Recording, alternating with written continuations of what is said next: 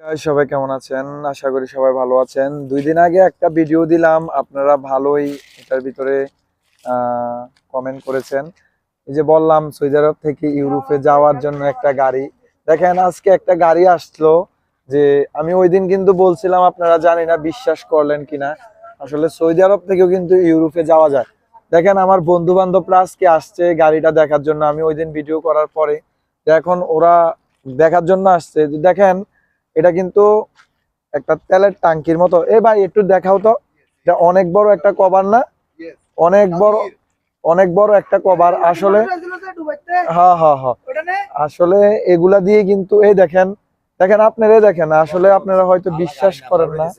দেখেন এই এই হলো দেখেন কভার। আসলে এগুলা এগুলার থেকে কিন্তু যে লোক আসা যাওয়া করে এগুলা দিয়ে, আসলে এগুলা কিন্তু আপনার ড্রাইভারের সাথে কন্টাক্ট করা লাগে রাতের বেলা।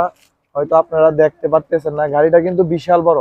এই যে এই যে কভার ভ্যান আপনার যে আহ, এটা একটা কভার ঢাইকা রাখছে না, এগুলা কিন্তু অর্ধেক অর্ধেক কিন্তু একটা বক্স সিস্টেম, মানে অর্ধেকে মাল পুরানো থাকে আর অর্ধেকে কিন্তু পুরানো থাকে না। দেখেন আসলে এগুলা হলো সৌদি আরব থেকে যে বিভিন্ন দেশে যায়, অবৈধ পথে বলেন বা চোরাই পথে বলেন, মানে বা গেমের মাধ্যমে বলেন, লটারির মাধ্যমে বলেন।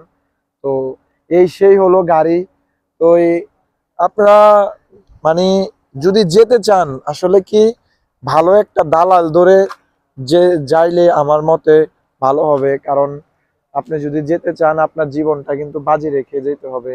যদি পুলিশে ধরে তাহলে কিন্তু পুলিশ কিন্তু অনেক ডেঞ্জারাস হয়, অনেক সমস্যার সম্মুখীন হতে হয়। এবং কি আপনারা হয়তো দেখেন যে সাগর পথে আপনার ইতালিতে যায়, তো দেখেন পুলিশে ধরলে কিন্তু তারা সাগর পথে যদি পুলিশে ধরে তাহলে কিন্তু তারা কিন্তু আপনার হসপিটালে নেয়, এবং কি তারা অনেকদিন তার কাছে রাইখা রেসিডেন্ট কার্ড দিয়ে দেয়। দেখছেন, এ হলো সেই গাড়ি। তো আপনার মন্তব্যটা জানাবেন যে আপনারা কি যেতে চান কি না, নিশ্চয়ই মন্তব্যটা জানাবেন। ধন্যবাদ সবাইকে। আসসালামু আলাইকুম।